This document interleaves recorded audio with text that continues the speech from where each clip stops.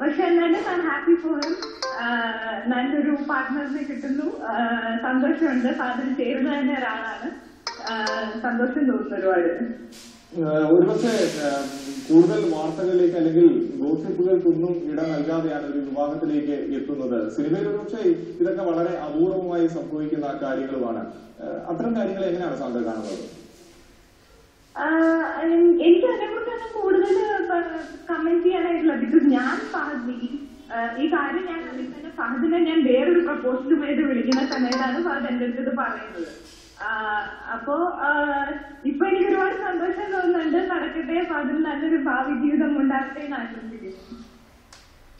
എന്താണ് ഒരുപക്ഷെ ഇരുവരെയും അറിയാവുന്ന സ്ഥിതിക്ക് ഫഹദിന്റെ സ്വഭാവം അല്ലെങ്കിൽ നസ്രീൻ ഇവർ നല്ല ഇണകളായിരിക്കുമെന്ന് തന്നെ മലയാള സിനിമയ്ക്കും അതുപോലെ സിനിമ ഇഷ്ടപ്പെടുന്നവരും ഇവരെ ഇഷ്ടപ്പെടുന്നവർക്കൊക്കെ കരുതാം അല്ലെ?